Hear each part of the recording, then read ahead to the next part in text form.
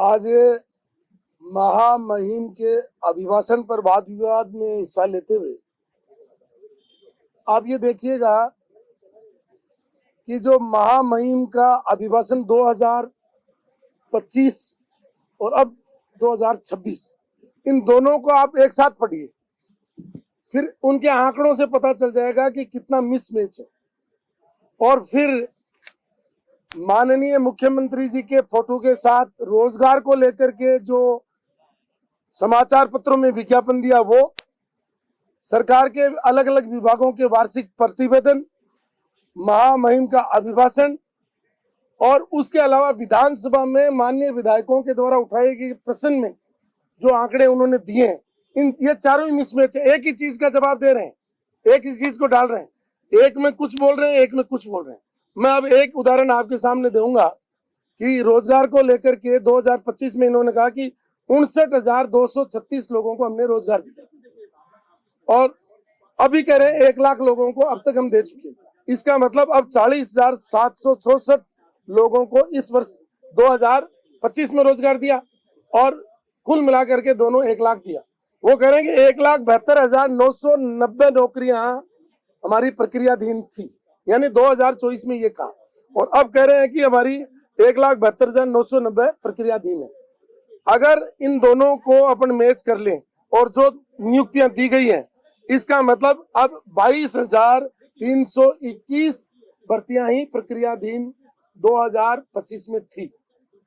ठीक, अब 26 में ये लोगों को नौकरियां कैसे देंगे जब प्रक्रियाधीन नौकरियां ही इतनी कम है। और फिर दो विधायकों ने जो प्रश्न पूछे उसमें कहा कि हमारे पास 1,53,000 ही रिक्त पद हैं। तो ये विरोधाभासी आंकड़े। शिक्षा में आप देखिए, शिक्षा में साक्षरता में राजस्थान को अभी 25-26 के वार्षिक प्रतिवेदन में राजस्थान को सबसे नीचे दिखाया गया है, यानी राजस्थान 35 राज्यों में सबसे नीचे का राज्य है साक्षरता में।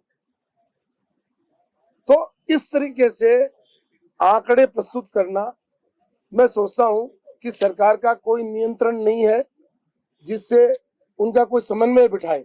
तो ये एक बहुत बड़ा मुद्दा है और आप सब वार्षिक प्रतिवेदनों को और प्रश्नों को अगर मिलाएंगे तो इतना मिसमैच है कि मैं सोचता हूं कि ये मिसमैच की ही सरकार है।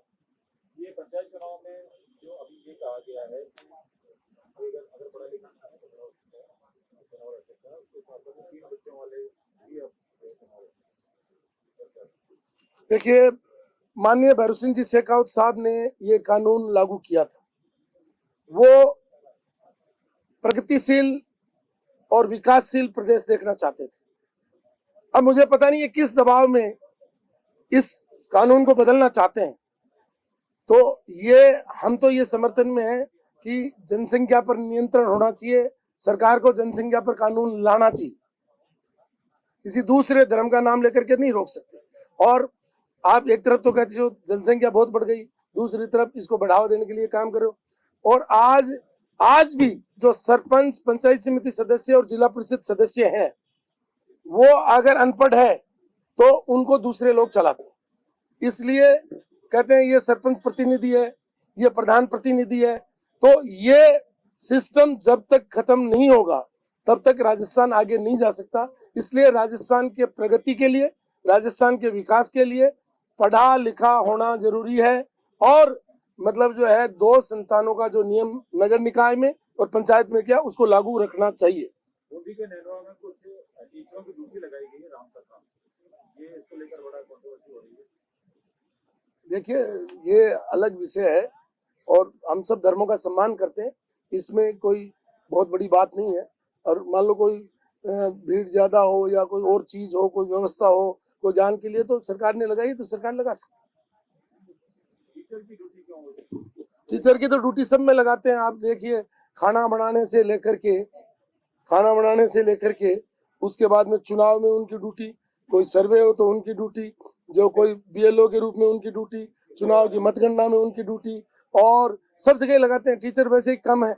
और आप देखिए कि अभी शून्य नामांकन वाले स्कूल कितने, ये देखिए, और उनमें कितना फर्जीवाड़ा हो रहा है। तो ये बहुत सारी चीजें हैं जो चल रही है सरकार।